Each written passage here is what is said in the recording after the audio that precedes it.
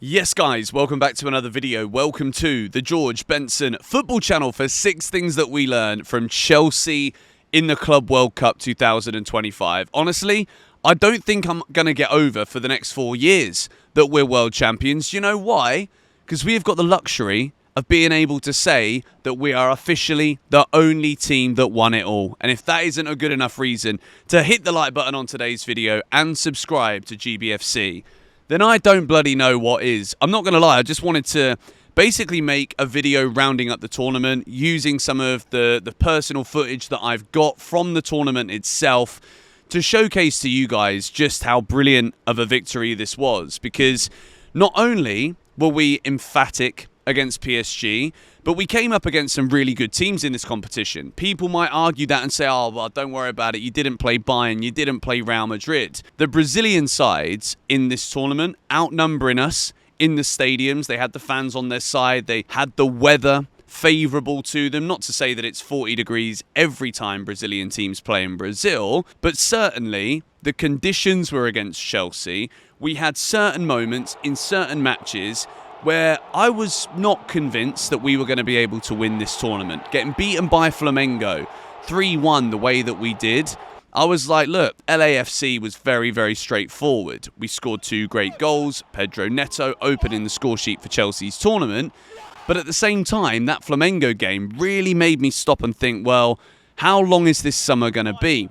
And a lot of people have obviously debated this. Is it a continuation of the 24-25 season, or is it the start of the 25-26 season? Chelsea have gone all the way. We've played more matches than anybody else. We have got probably the shortest break of any team that they've ever had for a pre-season going into the Premier League. So physically, I think you've got to look at that and think, well, are the players going to be recovered? We've got Crystal Palace in the middle of August. Will we be ready for that? As well as obviously what is usually a grueling pre-season. Will that have an impact on Chelsea? Or I'm looking at it from the mental side, the momentum side of what does this mean psychologically? A team lifting 2 trophies in the space of 4 weeks can only do absolute wonders for the confidence and that winning culture that we want to have here at Chelsea Football Club. If you didn't see the video I posted this morning, I'm speaking about Jose Feliciano's comments about what the goals are moving forward. Jose Feliciano is one of the co-owners of Clearlake, who are the majority stakeholder and shareholder at Chelsea Football Club. So this win, right, I think this is a coming-of-age moment for this team. And I've said it throughout this tournament. There were moments in the games during this tournament, beating Tunis the way that we did, scoring goals late in the first half, and then throughout that second half, we were just cruising. We were doing all that we needed to do, which wasn't too much, because you then go into the knockout phases. You've got Benfica, who we beat 4-1. We're 1-0 up. We've got a 2-hour delay. The Benfica game for me was a huge turning point because we conceded the penalty, conceded the goal, Angel Di Maria equalising for Benfica, and then the game ends, and it's extra time. What did Benfica do? They lost their heads. Chelsea kept their heads, and we absolutely demolished them, destroyed, dismantled. We were emphatic in extra time against Benfica. They went down to 10 men, but again, it's not just because they went down to 10 men, which is why Chelsea won. It's what we did to get under their skins to enable it to happen in the first place. Chelsea showing a resilience and an ability to dig deep. Then we move into Palmeiras in the quarterfinal against Esteval Willian, who scores against us, equalises, leaves me absolutely shell-shocked in the stadium in Philadelphia, the Lincoln Financial Field. Do Chelsea have the resolve? Yes, we do. We score a winner and we're into the semi-finals. And look, Fluminense, we absolutely dominated them. Chelsea, I thought, were always going to win this game. It was the first time that I went into the match in this tournament in a knockout game. Benfica, I was worried. Palmeiras, I was also worried because I feel like they were one of the best of the Brazilian teams. And obviously the Esteval story got me a bit scared. But I went into that Fluminense game thinking, we're going to win this. I'm confident. What I'd seen in the build-up to that, Benfica, Palmeiras, I was confident we were beating Fluminense. Then we get to the final. At this point, my thought was this. I think we've already overachieved. I didn't think we were going to make it this far. PSG, what does Enzo Maresca do? Box number 1 is a blue box for Enzo Maresca because I've doubted him. And I want to make sure in every video that we make right now, I keep reminding you lot that this man deserves so much credit for winning this trophy, to give us the bragging rights for the next 4 years. Whether Maresca makes it through another 4 years, I hope that he does. Because if he does, it means that we're continuing to win. It means that Chelsea is still going places and still growing, still developing. Because what I saw from Enzo Maresca in particular was a fearlessness. A fearlessness that when you are slightly less experienced than a Luis Enrique, you can fully anticipate when looking at what PSG have done to teams all throughout this season, both in France and on the continent, and in this tournament as well. It would have been very easy for Enzo Maresca to be like, not sure we're going to outplay these lot, not sure we've got it in us. So you know what we're going to do? We're going to sit back, we're going to soak up the pressure and hope to get a chance, hope to score a goal. But what Maresca did is go toe-to-toe with the best team in the world, which is bold, it's fearless.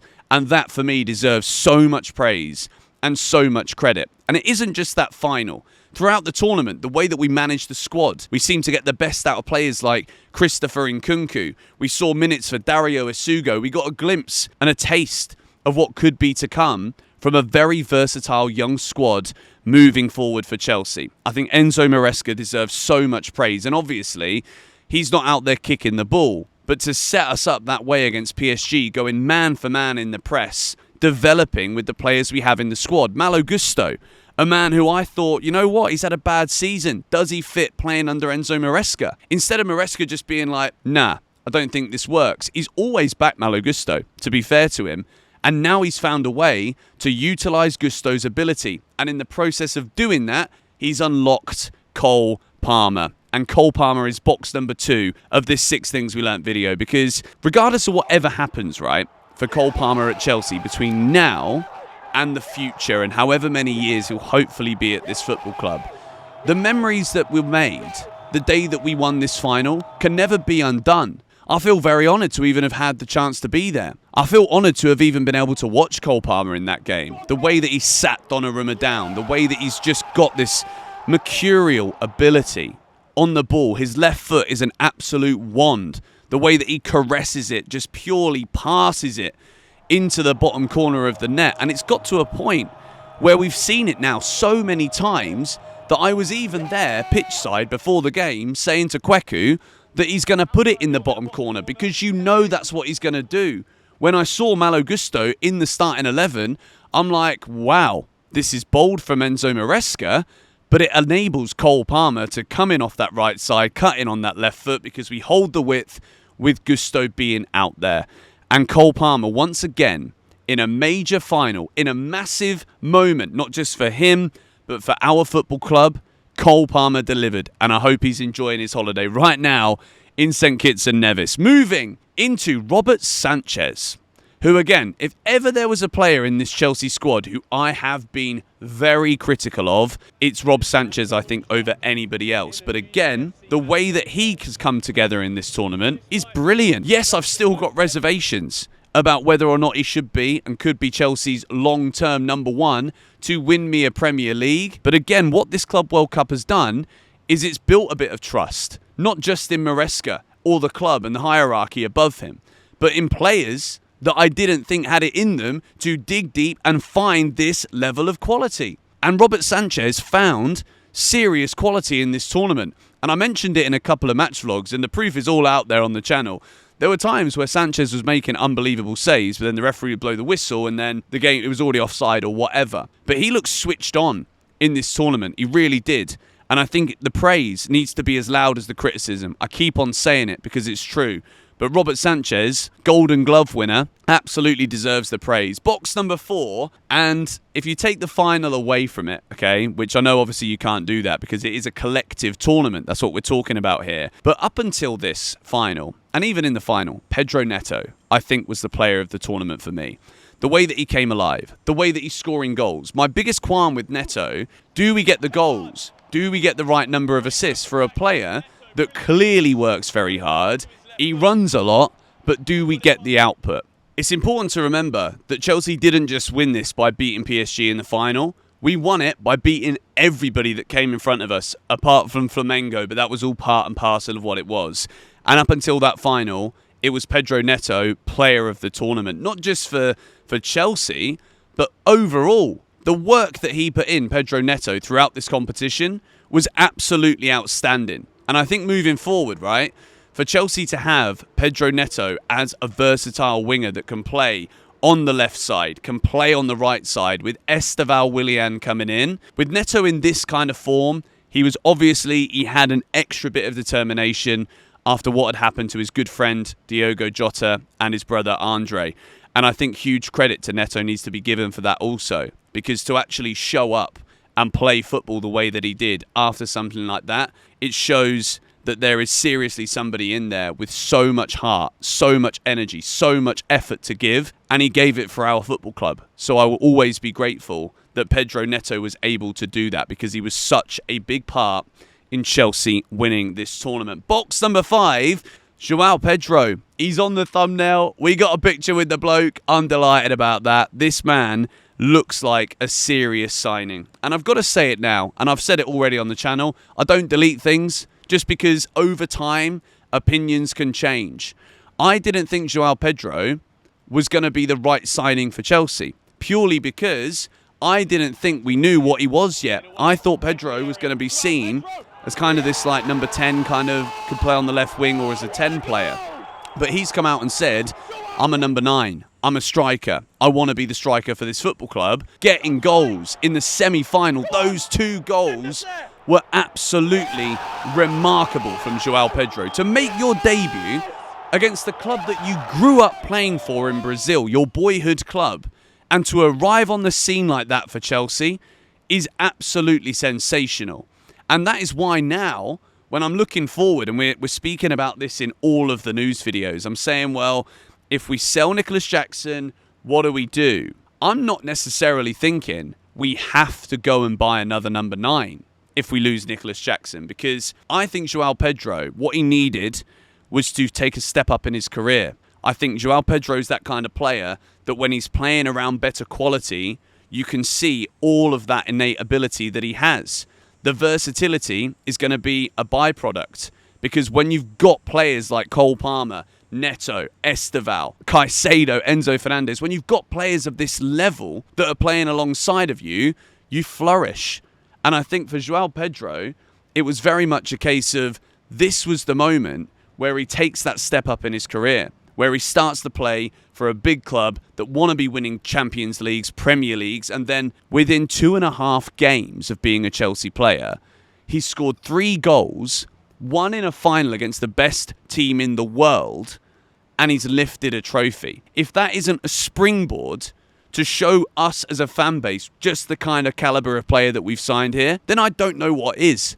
I think João Pedro was absolutely magnificent. And box number 6, I could have given this to anyone, but I wanted to narrow it down. I think if there's one position at this football club that is absolutely locked in for many years, it is the central midfield of Enzo Fernandez and Moises Caicedo. I think these 2 players, Enzo, unbelievable with the goal contributions, the work. Moises Caicedo is just a machine. And I couldn't put one in without putting the other in. And I think that's where we're at right now with this Chelsea midfield. Yes, Lavia is a good player, but he can't stay fit. Yes, Andre Santos is a good player, and we're going to rely on him. That's what we need in this squad. We need depth. We need quality in depth. We need to be able to have options to be able to compete for the Champions League, the Premier League. I want to win the FA Cup. I want to win the Carabao Cup. I want to win everything. And when I look at the players at the bottom of this list right here, maybe I've still got a bit of persuading to do for Rob Sanchez, but I'm definitely giving him the chance now.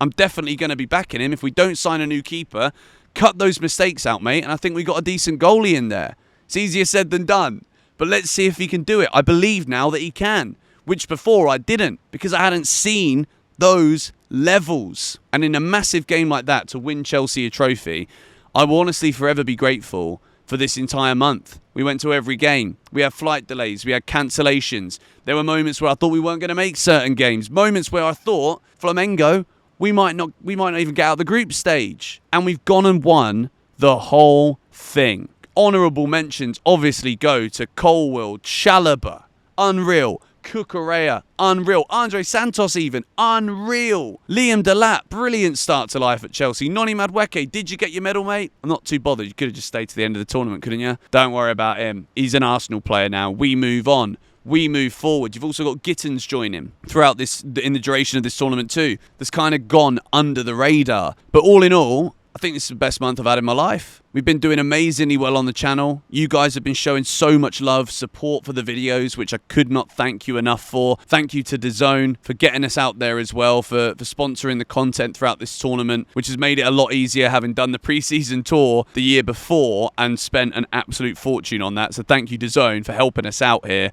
And let's back each other. Right now, I'm still somehow seeing toxicity towards one another in fan bases right now. Yes, people have said certain things, and now we're not saying that's what football is. Wake up.